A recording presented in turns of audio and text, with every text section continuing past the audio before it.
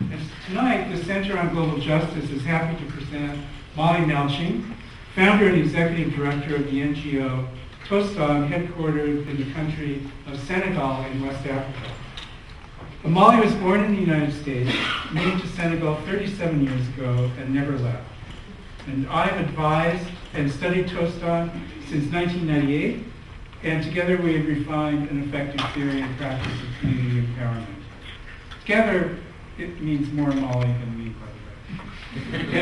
Tostan and its community empowerment program have received the 2010 Skoll Award for Social Entrepreneurship, the One World Person Prize of 2007, the 2007 Conrad N. Hilton Humanitarian Prize, the 2007 UNESCO King Sejong Literacy Prize, Sweden's Anna Lindh Prize in 2005, among many other honors. One notable result of the program is that 6,000 communities in 7 countries have abandoned female genital cutting and early enforced marriage, reported on the front page of the New York Times, which Fauna wanted to make sure that we exhibited today. And the program also inspires, by the way, community-led successes in promoting grassroots democracy, enhancing economic opportunities, empowering women and girls, improving literacy and math skills, sustaining the environment, preventing and treating malaria, promoting girls' education, protecting maternal and child health, and protecting children's rights. Tostan has a Charity Navigator 4-star rating, the highest possible. And if you wish to donate to Tostan, please go to their website, tostan.org. And if you're considering a larger gift, please see me or our center administrator, John Lejeune, after there. Just talk to us after the meeting, and we'll talk about arranging a meeting with Molly.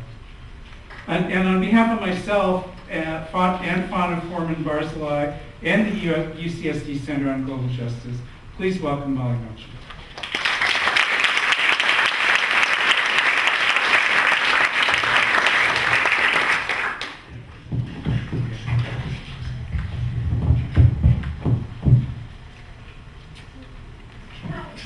Thank you very much. Thank you all for coming out on a school night. When you're all busy, I know. I'm very happy to be here. I arrived from Senegal last week.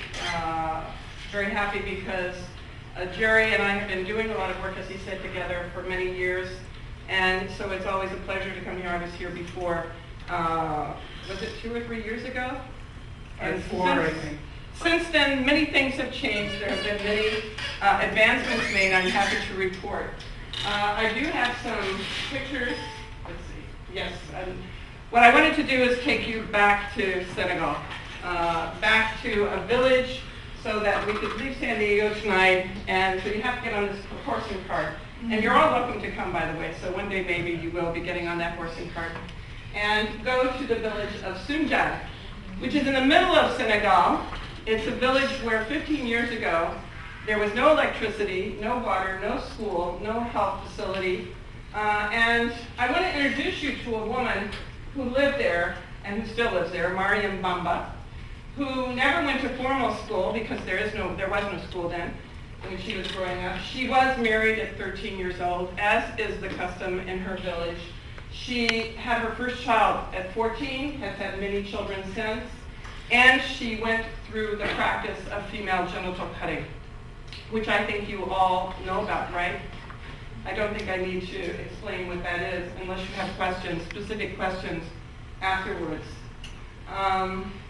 But in order to talk about Mariam and her life, I think really you cannot understand her unless you understand that she is part of a community of people who have the same traditions, the same values, the same culture, and they all reinforce these traditions with one another. And again, because Mariam never went to school, she told me always, I never even questioned that I was to be married at 13. I never questioned whether or not I should cut my dog. It never even came to me that I should question this. And if asked about the problems related to the practice of female genital cutting, if there were problems, people strongly believed that this was the work of bad spirits, of jealousy of other cutters who were trying to get at the cutter and were jealous of her success. Always there was another reason, but never the reason that was germ transmission leading to tetanus, leading to death, or it was never that cutting broke a vein or cut a vein and therefore there was hemorrhaging. So this group in which she lives all feel the same way. Everybody believes pretty much the same about all these traditions. And it's not just this village. In fact, Mariam's village might be right here, but there are 10 villages surrounding her community which are of the same ethnic group. And she has relatives in Diabubu, she has relatives in Kwabangwe, she has relatives in Sambaja. In all those villages, she has aunts, uncles, cousins, sisters, brothers, and they have relatives over here in Kaolack and across the border because they're from Mali. They're from Mali where these practices are very common also. They share these traditions. They share a common history. So it's really not just Mariam, it's her whole entire social network that is involved in these practices. And to differ, to go outside of the traditions is considered about the worst thing that you could do. What you want to do more than anything is to belong to the group, to be part of the group, to be respected as reinforcing the traditions of those groups in order to be a respected member of society. What happened to Mariam 15 years ago? She went through the Tostan Comprehensive Community Empowerment Program in national languages. Now, you may know that Senegal was colonized by France, which means that French is the official language, and all students go to school and learn in French. And so you can imagine that even if Mariam had gone to school, she had never learned French and had never spoken it in her home. Her parents would not have spoken French. She goes to school and suddenly she is confronted with a whole different worldview, a whole different language. She's sitting in class. Imagine what the children in Senegal must go through in order to learn at school. But she went in her own language. She learned in, actually they chose to learn in Wolof because there are Wolof in the surrounding areas and they do a lot of commerce with the Wolof and they speak fluent Wolof. So you asked, what is Tostan? The Tostan Empowerment Program, just briefly, you may know it was founded in 1991. I wanted to do it in Senegal, have it headquartered in Senegal, because I thought it is possible to have an almost entirely African staff. And we do have 1,300 staff, with 99% African. I was the only American employee for perhaps 10 years, 15 years, and then now we have more employees because we're extending to other countries, and so it's now necessary to have a monitoring and evaluation specialist and others in order to write reports to our donors. So it's, as you grow, these are the things you have to think about as your organization gets larger, and I'm sure many of you here have experienced that. We have trained over 40 national NGOs, but I think we're most proud of the fact that when we go into a community, we train community management committees, which then become their own local NGOs. So that when you give a donation to a village, you don't have to do it through Tostan. You can give directly to the community and they're able to manage their own projects. So we are located in Senegal, Guinea, the Gambia, Mauritania, Guinea-Bissau, and Mali in West Africa. And here you see women in the village of Arabsio in Somaliland, where we have done 84 communities, and we're also in Djibouti. So what is the program that Mariam went through? It is a 3-year program. It's considered by some to be too long, by others too short. I think that all women deserve a good education program. It changes their lives. Adolescents deserve that. And again, you must know that many adolescents and adults in Senegal, and particularly women, do not receive any education at all. So we have in each community 2 classes, 1 class of adults and 1 of adolescents. They are divided into to 2 parts, the Kobe and the Audi, which I will explain.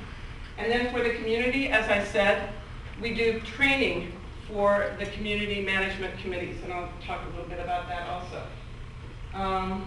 The first year is called the Kobe, and in that part of the program, we do democracy, human rights and responsibilities, problem solving, hygiene, and health.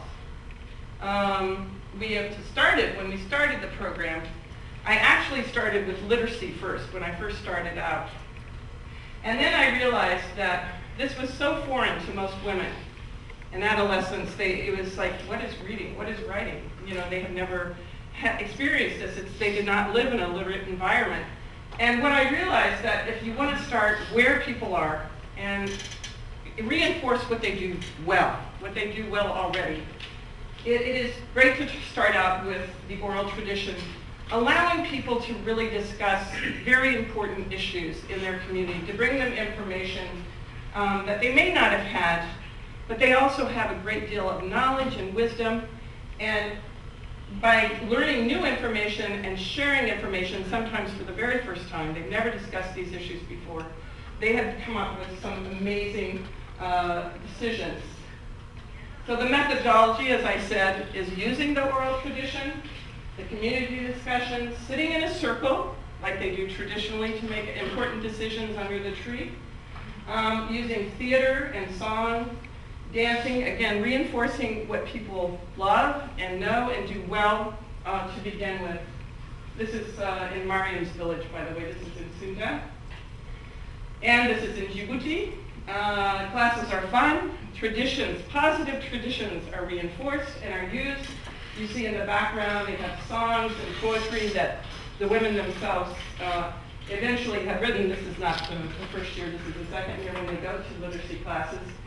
And then another thing we have discovered that has been very, very effective, to get women talking, because so many of them were so shy and were so unused to expressing themselves, particularly publicly, that we used a lot this methodology of small group discussion so that women could get used to expressing their ideas in a smaller group, and then they would come up and summarize what they had discussed in these small groups. And we found that very quickly women were able to speak out, and even in large groups and in meetings. And I was recently in the Gambia, and the Women's Bureau director told me, the president of the women groups, she really wants to speak to you. She's here, and she wants the Tostan program in many other communities throughout the Gambia. And I said, well, how does she know Tostan?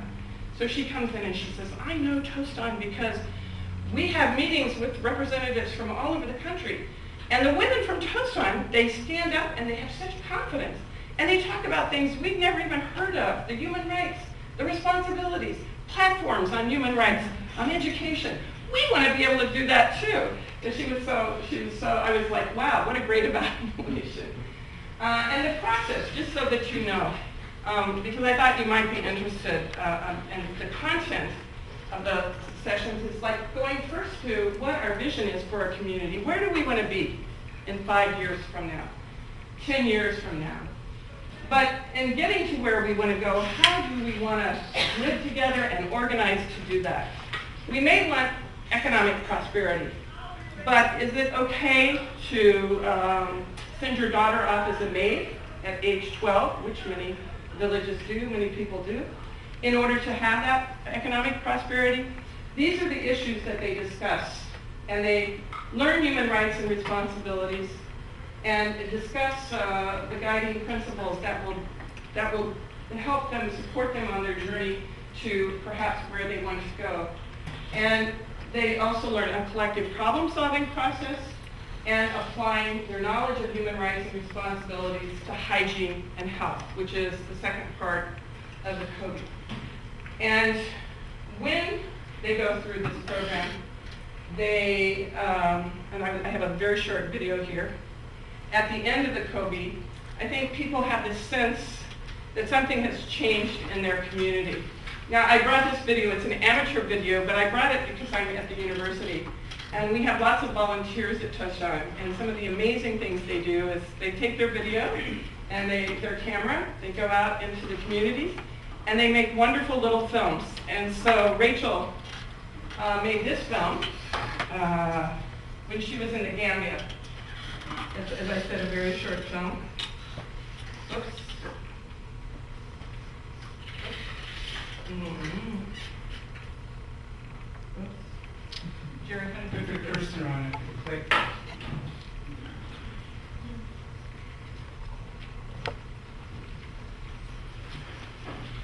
oh. Tostan meka nola, Tostan kafu meka nola, Dalma fanyana kano, meka nola songa nola. Yeah.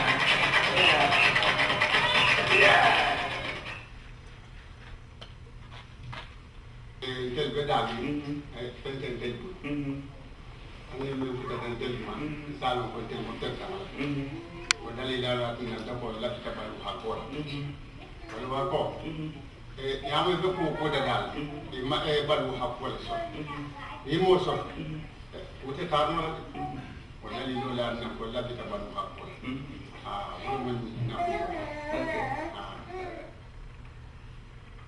na mo akara soto blol le kap ni de mari pan sula rapum ni bulo ko sen deje sa hari de petit mo ya pa ma ko nyinto la fitam de nyinto sa hari de pan bulo ko la soto la do ku soto kap api bulo ko ni pare de sa ta te ila hadu jara ko ni la tarabuto yon musol be da hakki wala ni musol ni wala be kap ta nyom al be hakki no ta saje ni balu nya be kew la karola kew sa ta man ni balu nya musol la karola ni ko sa ta. So I heard the children saying about certain human rights that have been declared in World Summit Center. So it was on that day here that also has been declared between the local people, from the youth of the local people who have never gone to school to read and write, elders also. There are certain human rights aspects, This is something they have never experienced this before, but today they know it, and then they are ready to follow, to abide by all. So I'm very, very happy. So saya ini nak kombatin menjadi pengasuh simbol. Nakar kacala. Nakar kacala. Okay. Dawo dangi ni mor ben taki kacanda la. Ni ibesir ndami ni mor kacano ala. Na kala dawo dangi de munto at kacala ka bi luru kono kodanda pantabato kordan kono. Se kacala. Wa ntinyo kalam tan. Ni ngakolo hormona la kantonya te jimanya lero. Musol ning jori bi anin dimba. What I like about Tostan in the Gambia is the improvement they are making in the lives of the very poor people. What they are learning from Tostan classes, they are able to practice it, particularly the health, the rights of children, the human rights, democracy, and where Tostan is not yet intervening and where they are working. You can really see these differences. When we reach the community, before where we are going, you are able to see the difference. You say, really, no, this is not the place Tostan is. But when we reach the actual place, the village, you are able to see the changes. So I really like this about Tostan because people will be their own development, which they can sustain on their own without asking the government or NGOs or do this, do that for me. Ngara kata ke nda ko polto. Nin de wol bedam. Nin sin wol bedam. Na kolonda. Ngara kata karanga ni no ko. Ka ko wa na dir ngal palin. Ngai hakilo li ngani. Ngal do se mo do na hako. Ngala ni pa sama ina. Ngala do ko sama. In the next 2 years, I would like the village to be, first of all, a good relationship and everybody to live under one umbrella. Second, I would like everybody to live in a very good environment whereby they will all get their good health. In the next 2 years, everybody will be able to know how to run their own projects if they get it. how to solve their problems if they have their own projects and know how to run everything that they like.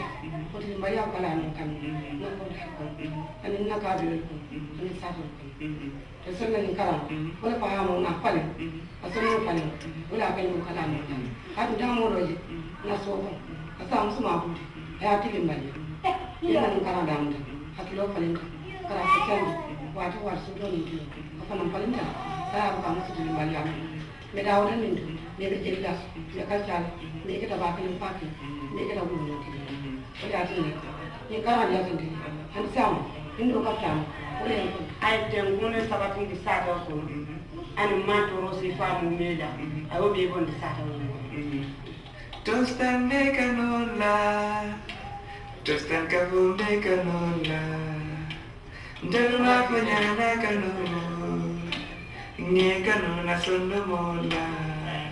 Yeah. What do you like about Tostan? That's all. We have a very close. I put that in just so you could see the ball.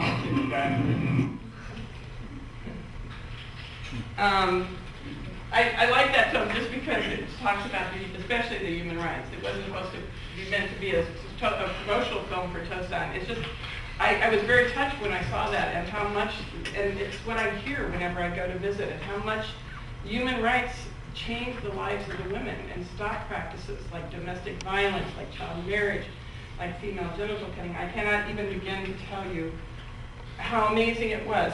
I had been in education for 8 years in Senegal when we introduced human rights into our program.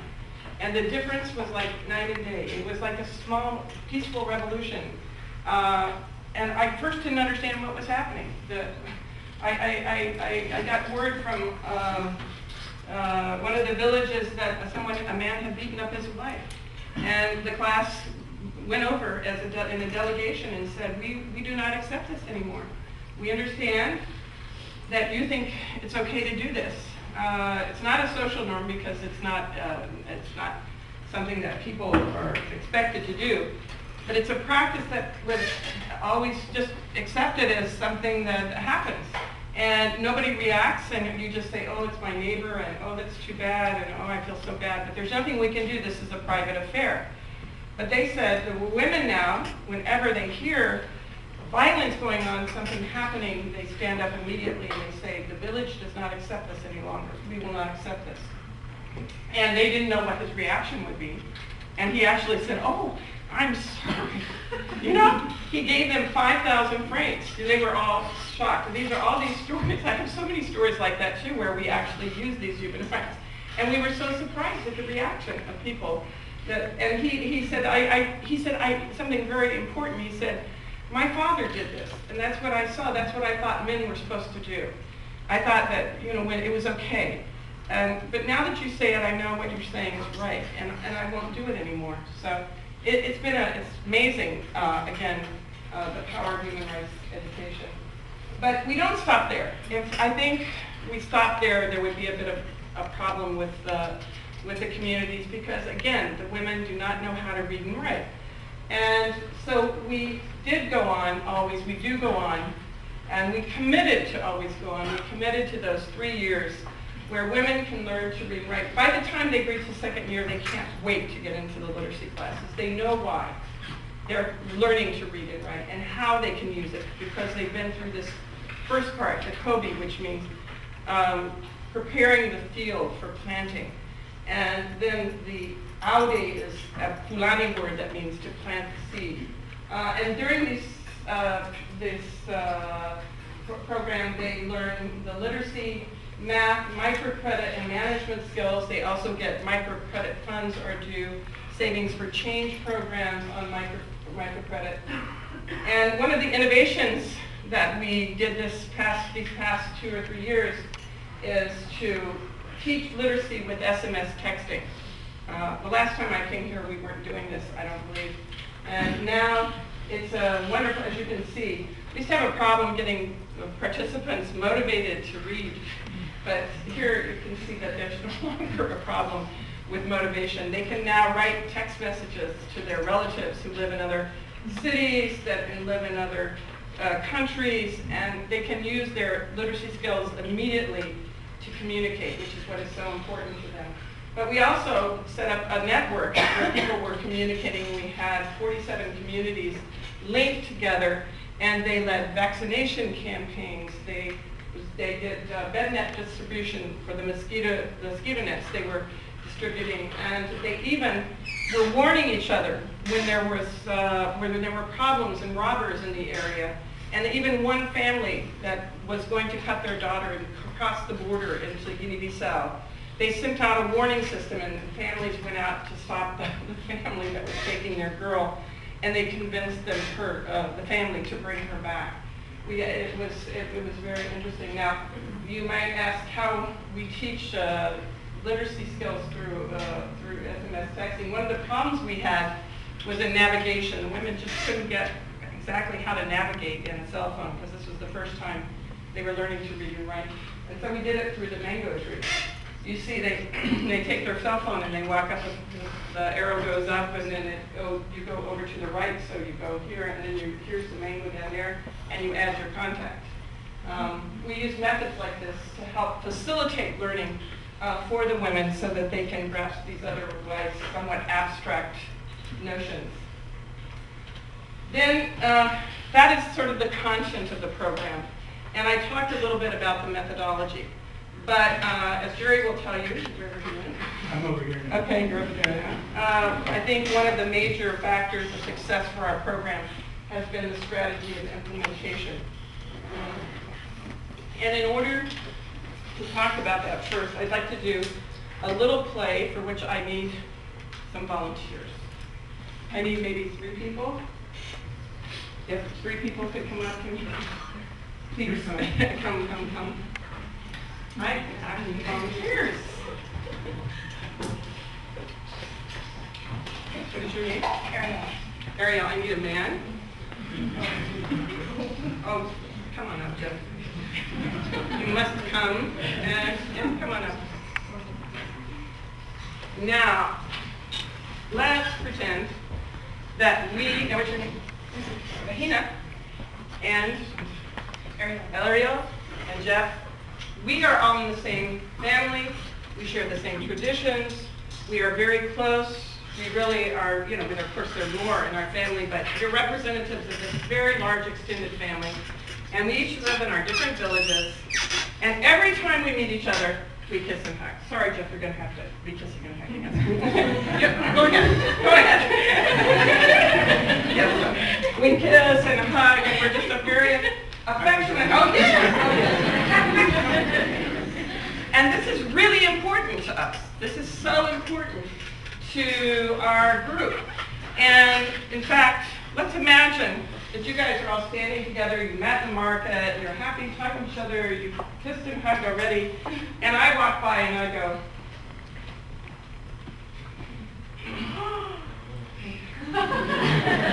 what are you going to say? What's wrong? How do you feel about that? How do you feel about my walking by and not kissing and hugging you anymore? I feel like you don't like me very much. Yeah. Would you be mad? Yes. Okay, they're getting mad, frustrated, angry. So why would I not ever do that? Why would I never think of doing that? Because the community rejects you. Yeah. And if I'm rejected by the community, I mean, I'm nothing. So I would never even dream of doing that. Now, let's pretend, okay, Brianna, you're in your community. Jeff, you're in your village over in Yabu. And you are also in your community, I'm in my community. On the radio, there is an announcement. There is a flu in the country, and it is very dangerous. And the worst thing you can do is kiss and hug, or you can pass this flu virus, and it is very dangerous. Now, I don't know, Rihanna, what do you think about this? You know that... I would still kiss and hug you. Jeff, what about you? You hear this on the radio. Can you really believe what the radio says? They're always putting out messages. Changing today, they say one thing, tomorrow another. What do you think, Jeff? Ariel, what do you think?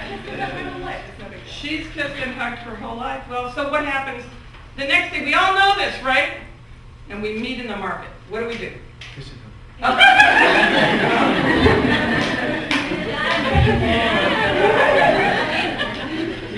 Why did we do this? Why did we do this?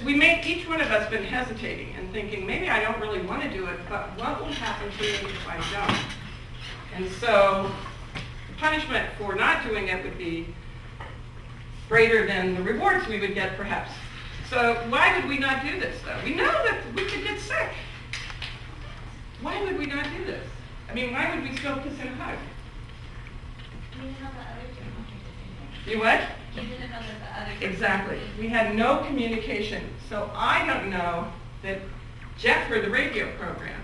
And so if I don't do it, then he might be angry with me. And Ariel doesn't know that we may all feel like it's the best thing not to do, but we're all worried that maybe the other one didn't hear and they would be offended. And so as long as we don't do what? Talk and discuss. Oh, that's Bettina. Striking me, sorry. But now let's say that Fauna over there is from a development organization that's located in a big city. And we're out in the village. And we're in the market, and we just kissed and hugged, and we're together, and we're so happy to see each other. And this woman from the health organization, from this big organization comes out, and she sees us hugging and kissing. Who should I approach? She comes over, and I see you hugging and kissing. I say, what are you doing? This behavior is unacceptable. You're backward. What's going on? You have to stop this behavior. What? Who are you? Yeah, who are I'm you? the voice in the sky coming down and telling me this behavior is wrong. You're not in the community. Jeff. You're a professor. You're a professor. Well, who do you think you are? You don't know why we kiss and hug. I have science, I have knowledge, I have the radio, I have broadcast. Oh, she doesn't understand us. No. Go back. Go back to the city. These people are very strange. Why didn't that work? She came from outside with her message. What did she tell us? We're backward, So were we open to listening to her with that approach? So what do you think would be a good approach? If that were a danger and people could die, and this is serious. And you don't want people dying, so what would be a good approach to helping our little group? Well, Maybe it's a bad idea. Maybe. well, maybe we could send Ariel off to find out from somebody, and she could come back, or maybe somebody could come who's up in our group. Oops, I don't know what I'm doing now. We could, perhaps, what is your name? Allie. He's in our group too. Come here a second. He is in our group, you see, and he comes back. You are really in our group.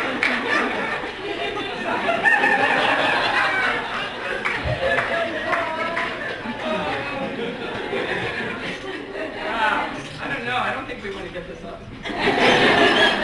So he happens to have been out and really found out about this and knows more now. He comes back, you see, and starts talking. What would you say to us? You know what? I love you guys, but I found out some information. I think what I just did might not be so Did you come work with us? He's good. So would we listen to him? Yeah, we would listen to him because, well, we trust him. He's in our group. We love him, and he does really hug nicely. So now, let's say we decide to abandon because we have inside information. Don't you think that would be a better way to do it? Now, one more thing, since I see Bettina out there. Let's say Bettina is living we're in the village, and she lives way out in Seattle. And she's part of our group too, but she can't come and hug because she's off in Seattle. So what will happen when she comes back from Seattle? And she sees us. What is the first thing she's going to do? She's going to kiss and hug, and what will we do? Will we go, And will she be shocked? What are we going to need to do?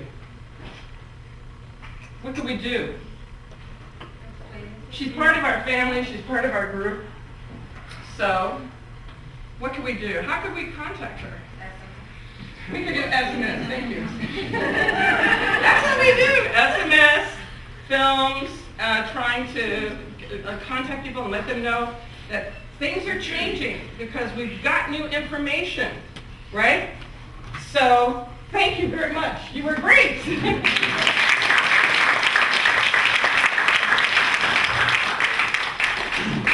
So how do we actually apply this in Tostan? Here, example. We start in the classroom where people spend a year, the Code B1, discussing, dialoguing, looking at new information, looking at their values, what is really important to them, and seeing that something like a practice like female genital cutting is not an end in itself. It is a means to an end. And the real end, what really counts to us is the solidarity, the unity, the joy of being together and being a group. And so we may be doing something that group could harm our group. So we stop it and we maybe decide to do something else. And this is what happens in the classroom. And then, we ask each participant in the classroom to adopt another one. Every day they go back and they teach what they've learned to at least one other participant. Here's the co-wife of this woman. Often it's the sister of the husband. That's often the case. Participants also share the information with religious and traditional leaders. This is really important. We get the men on board. They're very involved in all that we do. And then I wanted to put in a picture from Somaliland of the community management committees because this is a very active one. There are 17 members. There are men and women, adolescents, representing all walks of the community. And they're the ones who coordinate class activities and lead campaigns, and often they are the ones who go to other communities and work with others. They went, for example, last July, Djibouti abandoned female genital cutting. 93 communities came together from all over the country in the capital city. And they sent a delegation from Somaliland, from the representatives of the community management committees to support what they were doing in Djibouti. Then the participants hold village events. They share the information with the entire village to get everybody on board, why we're doing this. It's not about not loving our traditions. It's about health. It's about human rights. It's about human dignity. It's about moving forward, and it's about where we want our community to go in the next 5 years. And then they reach out to the connected communities and even across borders, and even to other communities in the diaspora. And that we're using films. We have films that were made. You can go to our website and see the Jegun film that was made by the Jolas for showing in Spain, France, and in other cities in Dakar. And we have just finished a film in Somaliland, which we will share, and anybody who would like to have that, we will have the subtitles in English, and also the subtitles in French, and we will have a totally Somali version also, and usually we try to have those shown by someone who's from that community, so they can share why they decided to abandon. Then we hold inter-village meetings. Representatives come from all over, the connected families, and they come together and make these decisions. And finally, there are those declarations that Jerry talked about where people come together and decide as a group, like we did, we say, okay, we will abandon together because Alec came and told us that, it's true. There are dangers and we would rather stop that and adopt another practice perhaps that will show that we really care about each other. Here you have, in this corner, you have people from Guinea who came to look and see how the people in Senegal were abandoning the tradition. And they went back and they organized their own declaration. So I just want to emphasize, and I think it's really important, that the methods we use to achieve our goals, it's not fighting against something. It's not a combat. It's not a battle to, against something, as Fauna did with us. She came and told us we were backwards, and she should have said we're fighting against you, but I forgot that. But it's positive, it's unifying, it's affirming, it's peaceful, it's empowering, and it promotes communication and understanding between people, and it also reinforces the positive traditions. And I think that is one reason why this works. It has led to 5,132 villages in Senegal, Guinea, Gambia, Somaliland, and Puntland, Mauritania, and Djibouti abandoning, and the movement, I think, is accelerating. The long-term evaluation of the Tostan model in 2008 showed that where we had done the first programs, over 70% sustained abandonment, and the model was endorsed by the UN Interagency Statement and the Donors Working Group.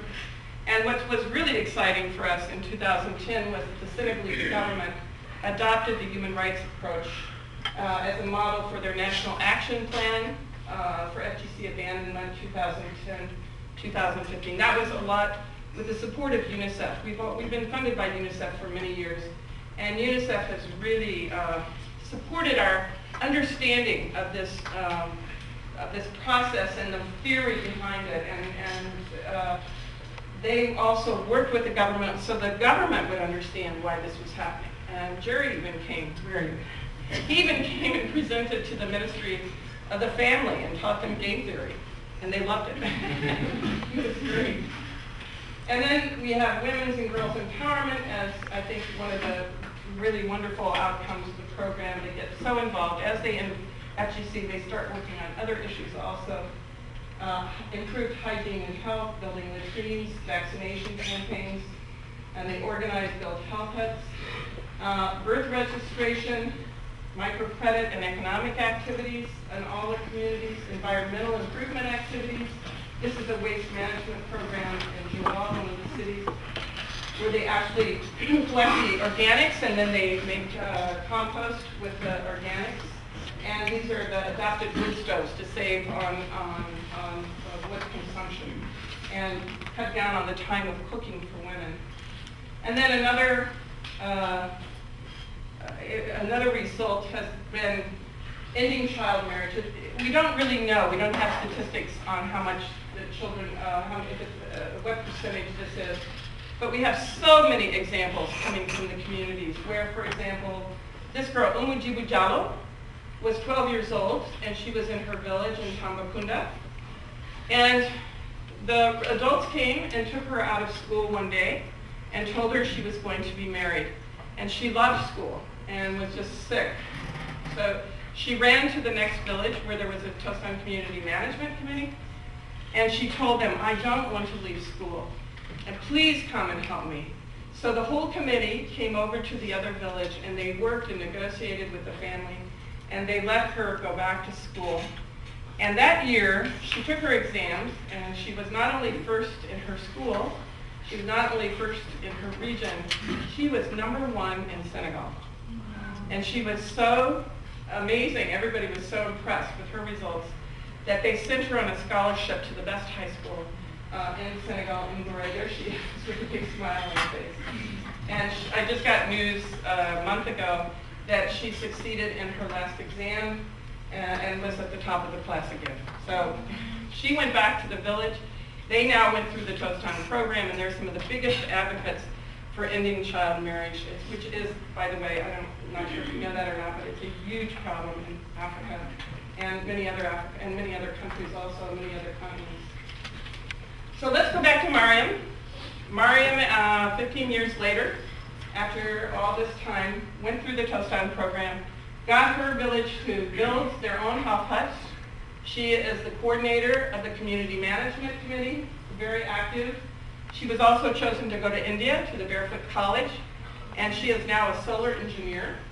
She came back and she taught others in the community how to put solar units up on the roofs of the houses, and they now have light. The children, they built a school, they have built a 5-room school. The children are in school, and at night they can study because they have solar lights. She also is part of a team There she is.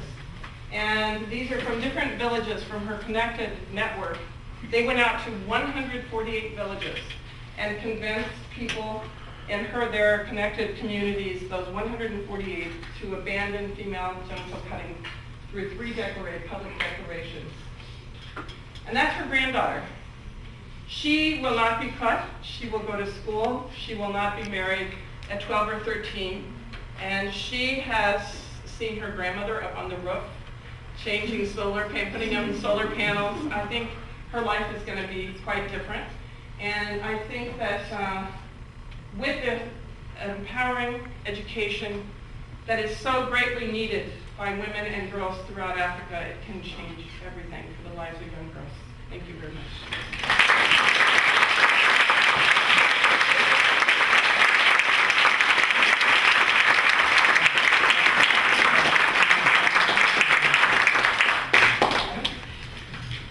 Oh, I can ask questions. I mean, I can tell them. Jerry, you can answer also. So I'll step in if things get ugly. That's why I have to. That's, I think everybody's inspired and excited. It's tremendous, and the approach obviously works. What I'm curious about is, I would guess that you do encounter resistance, and maybe community members and community leaders, and given the thing that works, I'm wondering, how do you deal with resistance? The stubborn community leader says, no, I'm not going to change. How do you respond to that? What do you do? Yes, I'm glad you brought that. I mean, the way I make it sound, and I'm sorry in a way, it sounds like it's so easy, and it's just all just so merry and happy, and it really was tough. It was a long, hard road. We had lots of resistance, and from religious leaders who didn't understand what was going on. In the beginning, we made huge mistakes, and I always say I think one of the reasons we were successful is because we weren't afraid of mistakes. We said, oh, got a mistake, okay. Got a problem, let's face it and figure out what's going on and really try to find the source of that problem. And when we had all this resistance, it was, you know why it was. It was because we started out with women's rights rather than human rights. And when we were doing women's rights, you can imagine, all the men were really worried. What's going on? What is this? We even did children's rights at one point. Guess what happened? The parents, the mother and the father, what are you doing? What about our rights as parents? When we started doing human rights, everything changed. It was like, oh, men have rights, we have rights. Okay, so we all have to respect each other's rights. And that made a huge difference. The other thing is we were much more careful about going to the religious leaders, and we went to the ones who were most conservative and most resistant, and we said, we need you to lead this movement. And that worked. We didn't go fighting and saying, oh, you're awful, and we're here to, We went and said, look, we cannot do this without you. And we showed them all of the modules, all the content, and we work with religious leaders. We have an Islamic rights specialist in our program, and he is a trainer and is the head of the child protection program, actually. And they trust us because of that. So that has been very helpful. The other time when we were up in the Puka, a very conservative region, and the men thought we were going to try to get we were just coming to talk to the women, right? And they thought we were trying to get them to do a declaration to end FGC, which was not the case. But they burned tires, they threatened us, there was a huge march outside our hotel, and it was a little scary. But we asked them to come in, we talked to them, and we said, would you be willing to go through the classes? And they said, oh, they were thrilled. And so we started classes for them, and that changed everything. And they also, this happens so many times. People sometimes just don't understand. And they don't really, until you go through it, you can't really, it seems like, oh, this may be a threat to something, our religion or our traditions. And then when they do it, they realize that they have so much to gain from this also, that it's really about a better life for everyone. Yes, what is your name? Keith Pizzoli, I teach in the Urban Studies and Planning program here. With this closing slide, there's something enchantingly amazing about it and universal about it in a way. So I have a question for you about whether the model that you're describing would work in the context of, say, the United States, but to bring it even closer to home in San Diego, or even more specifically Southeast San Diego, where there happens to be a lot of sort of problems, unemployment, gang violence, and a lot of immigrant communities. It's quite an amazing place. But we don't have a kind of village here. We have been alienated and atomized, and can this model work in the context of say, for instance, San Diego? And I ask that with great admiration for the Center for Global Justice, which I know has a global reach, but also wants a kind of global agenda here in our own backyard, kind of boots on the ground global justice right here at home. So how would you apply the model that you've got working so effectively in a village context in, say, an urban arena like San Diego? Big question. I think we need an African Peace Corps. we need Africans come here. Yeah, Africans come here and teach. We need a Peace Corps to bring people to get more peaceful methods of living together and working together. And no, I mean, but I've always said that. I think that would be a great idea. No, I think it's possible. I do think when people ask me that, I do think that the approach and the strategy are ones that could work.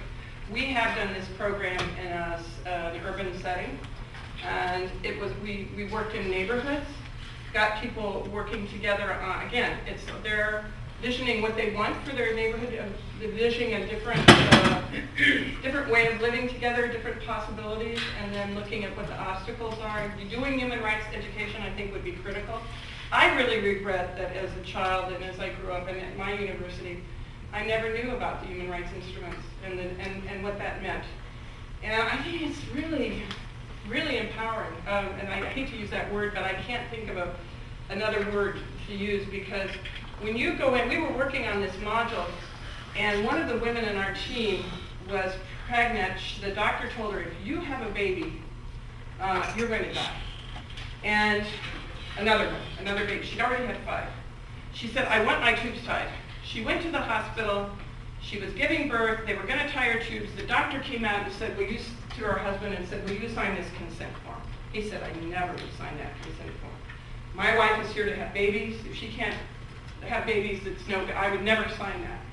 So she woke up and found out that she did not have her tubes tied, and this was a big problem. So we all decided, this is not possible. That's when I first learned about human. There must be something that protects women. And we found out about the CEDAW, and we actually, the Convention on the Elimination of All Forms of Discrimination Against Women, and that in that, women have the right over their bodies. They can make those decisions. They do not have to have the consent of their husbands, and we knew that then the government had signed this, ratified it. So we went over to see the hospital director, and we told him this, and we were kind of nervous, because we'd never done anything like this before. We all sort of walked over. I can't say we marched over. We were sort of, tiptoed over, and we said to the director, we said, you did the wrong thing. She has rights, and you ignored this, and now she's gonna, And he said the same thing that guy in the village said. He said, I'm so sorry. We will never do this again. And we walked out of there. We marched. We marched up. But I felt empowered that day. Because I thought, wow, these abstract articles, maybe they can really be used. You can apply them. And we decided that day, we said, we're putting these human rights in our health module. And that's how it all started. And I think that will work here. I really do. And problem solving and getting people working together around. Of course, Grameen Bank came here. They're doing these savings programs, helping people to improve their economic conditions, but also I think both. The empowerment and improving economic conditions are so critical.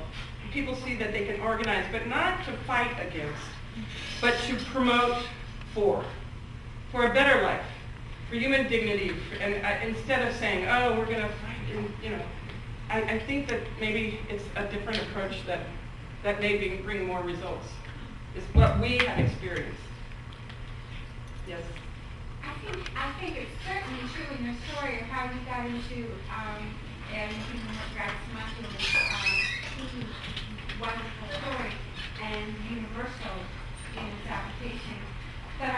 there's an important distinction, really this gets back to your question, between the lives you're touching so effectively in villages and the lives that people in more developed societies have. That in these small communities, it's very clear that dissent in and of itself is dangerous.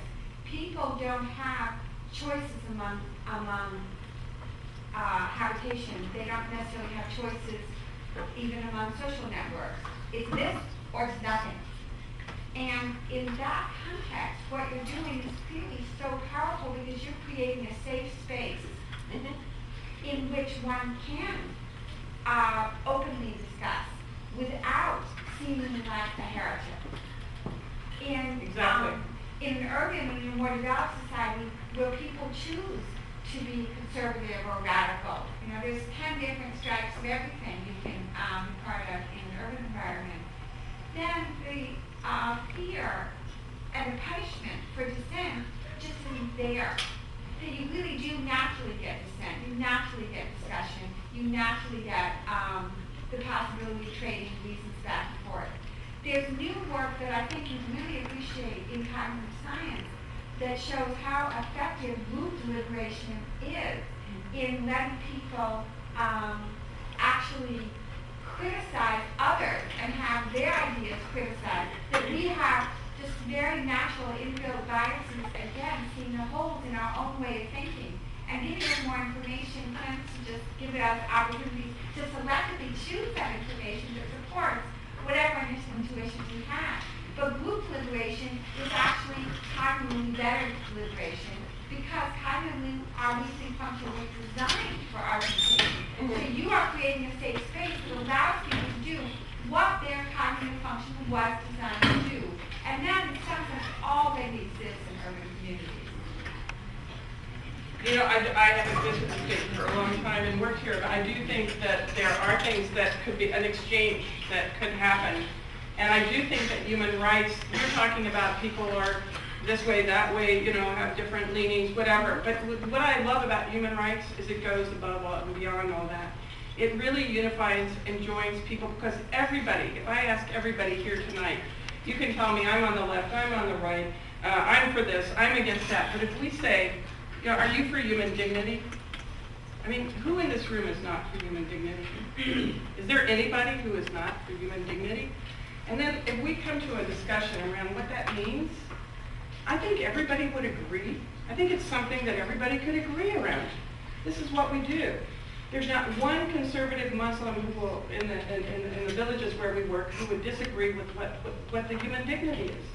And what constitutes human dignity, actually. And it's amazing that really brings people together. So I don't really know, but I think it would be great to have exchanges and see as the Center on Global Justice could do something like that. Bring people to Africa here. It would be, I've always dreamed of that somehow.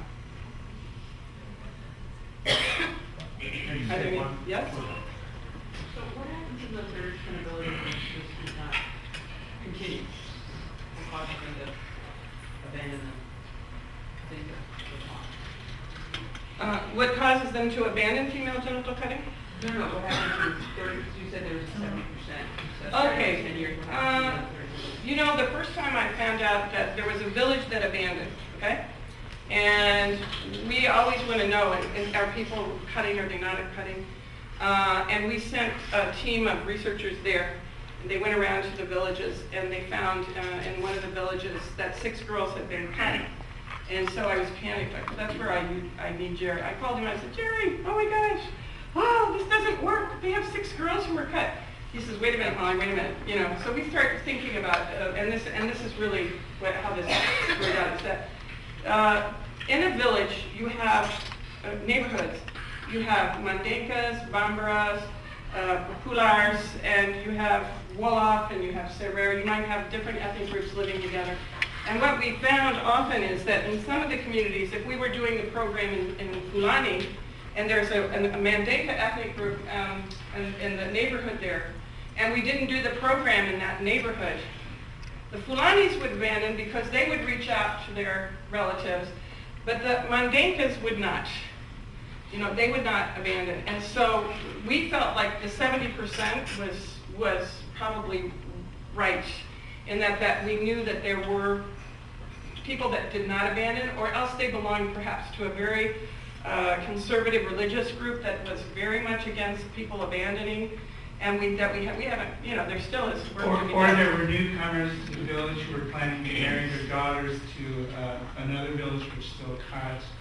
So the abandonment tends to be, or is widely effective within the reference group that has reciprocal expectations of one another, which is not necessarily coincidental with residential proximity. Okay, everybody's going to Yes. I already asked the question, so I'm just dying to make one comment as an affirmation. The question on whether the model that you're using here can be used, absolutely, in my mind.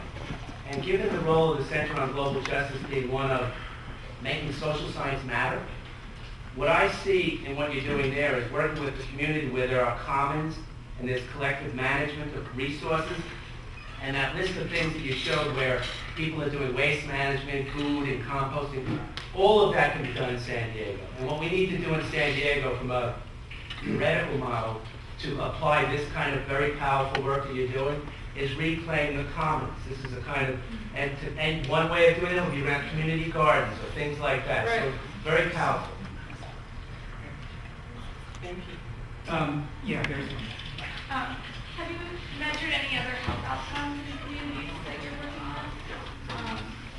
on? We did for vaccinations when it's funny because we learned a lot about this, how you can accelerate this movement, and we got a special grant from the Bill and Melinda Gates Foundation on doing vaccinations.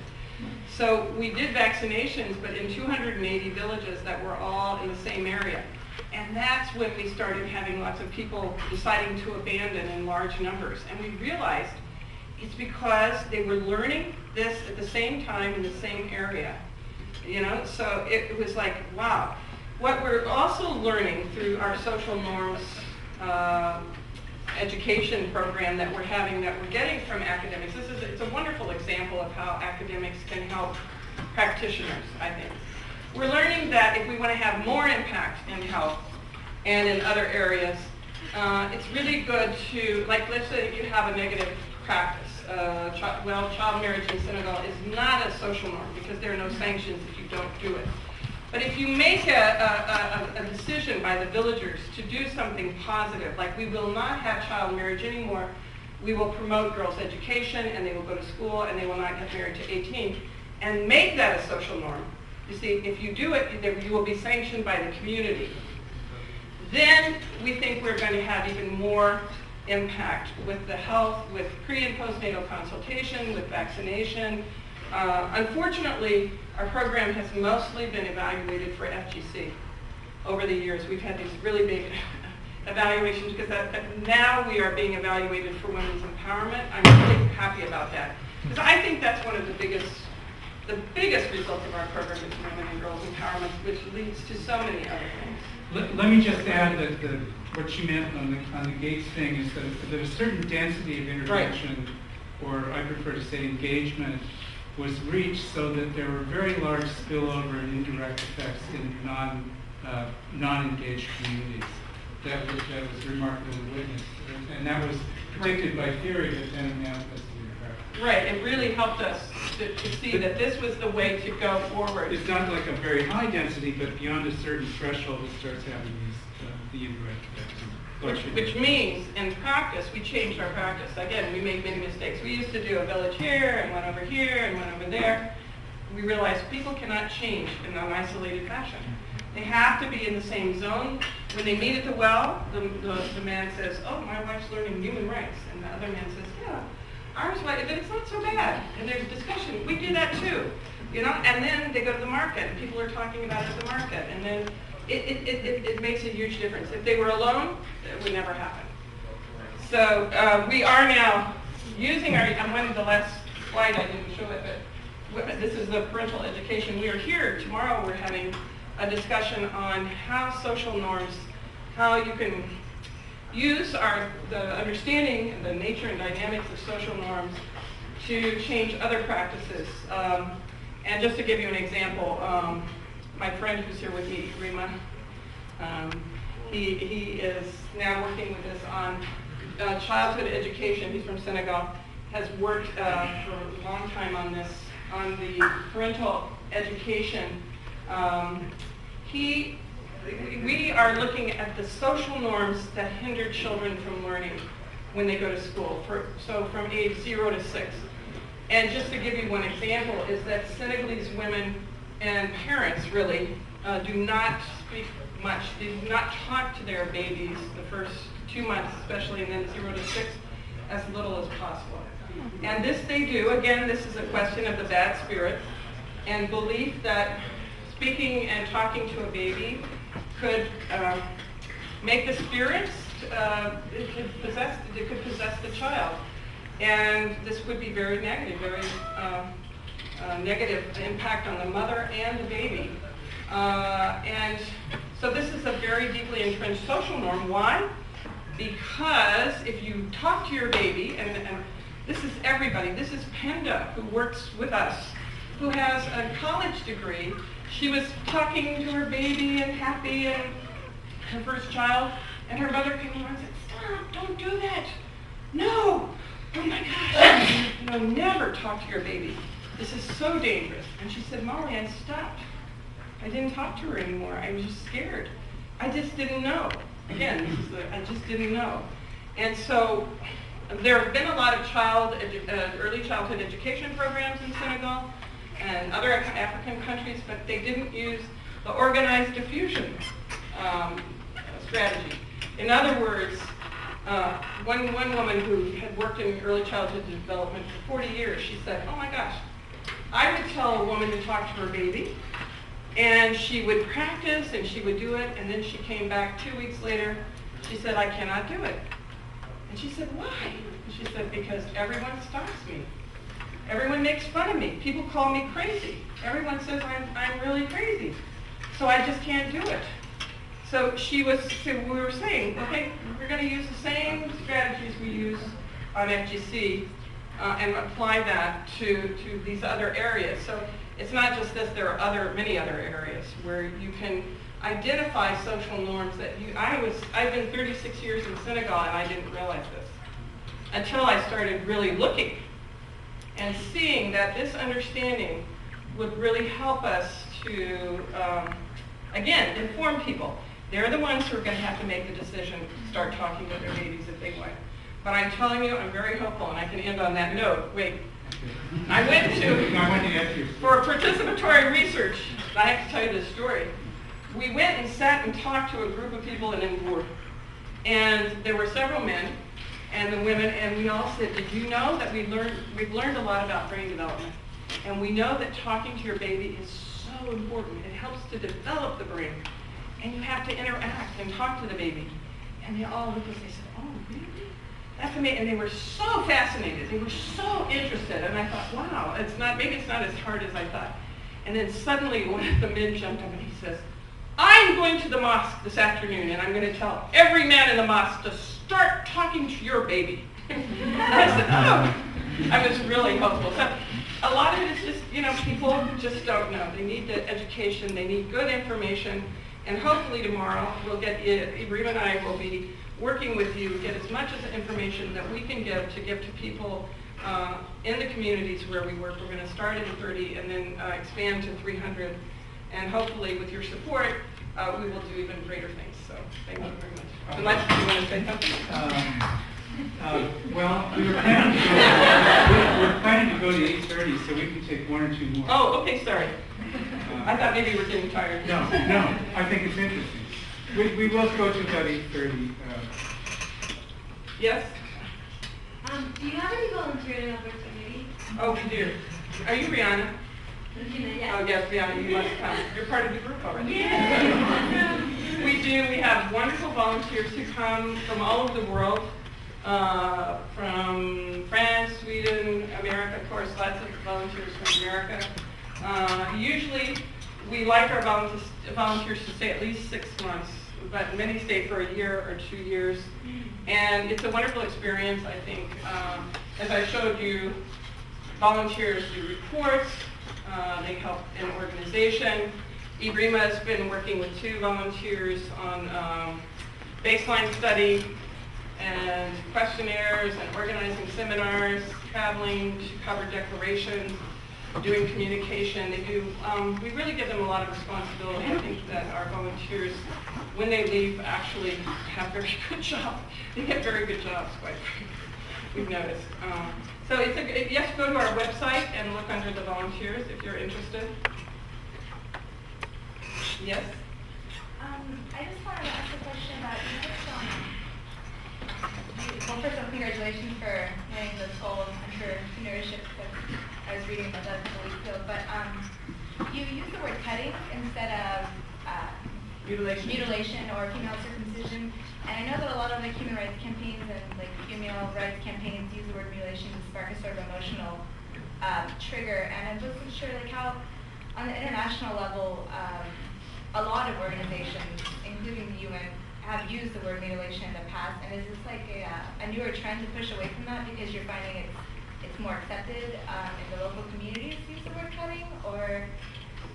I had a very hard time because when Demba told me that, and when the women told me that they were insulted and felt really angry, there was an emotional reaction on their part. That, again, they used that word, that closed doors to dialogue. And I thought, wow, anything that closes doors to dialogue can't be good. We want to open the doors to dialogue. We want to use words that are not going to be judgmental, not going to be shocking. I mean, if I came in, if you're doing something back there that you're used to doing all the time, and I come in from Senegal and I say, we don't do that in Senegal. Well, you know, this is backward, like she said. This is, you're really, I don't know, this just judgmental word. You're going to be really shocked. You've been doing this all your life. Why would I come and tell you that? You won't even want to discuss it with me. I know that people use mutilation. I know people use mutilation. And I used to say, don't use mutilation, respect the people, you know, and everybody said, you're not a feminist. You know, people get really mad at me. And so finally I decided, when people say that to me, I say, use whatever you want, but I use cutting out of respect for the villagers. I want to say what the villagers want me to say, because I'm here, and people who support Tostan, we're supporting those members to lead them. I'm not leading the movement. They are. I respect what they say will help them to get people on board for health and a better life. That's why I use that word. If you want to say the other words, you can, but I won't. I don't even protest. Jerry has a whole theory behind this. Well, no, but I'm not going to develop it. Our last question over here. I am from East Africa, and I've lived here for a few years. I'm inspired by your program, very much so. You've done wonderful work. But I'm wondering if you've involved any deaf women, or how have you brought your story to educate the communities that you work with in Senegal and other countries to deaf women? It's a good question, and unfortunately, there are deaf schools in Senegal, but it is a problem, as you can imagine, for children living in the villages who do not have access to help in terms of deafness. We're thinking of one child particularly that Jim knows very well, and that we really tried to help. Now, we do have a wonderful foundation, the Starkey Foundation, that is now in Senegal, that recently came and they fitted 1,400 of our participants with hearing aids. And this is, they're going to do this for free for people who don't have the means to do that. And we are helping them to organize that. We hosted them in our training center. And actually Jim is helping with that effort also. And we're very thankful for that, because we think it's the beginning, and they said they would not stop until they covered everybody in the whole country, which is amazing. That's the Starkey Foundation. They're wonderful. All right, I'm going to begin to bring things to a close. And I just want everyone to know that we have a reception out here, and I think there's enough food that if you miss dinner, you may get enough to eat to fill you. And please stay around for as long as you want. And now join me in thanking Molly Melching.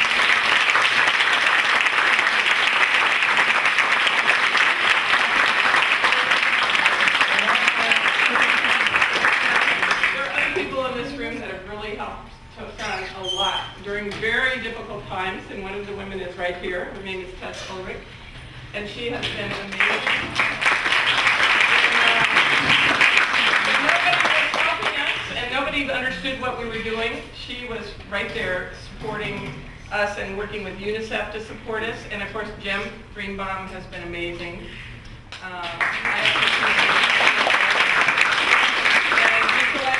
I live in Senegal, so it's hard for me, to do fundraising. So that support really means a lot to me, which is why I really wanted to single them out and thank them publicly. And so Fauna Foreman Bartolai and myself and the UCSD Center on Global Justice was very happy to have all of you here. And now let's go eat.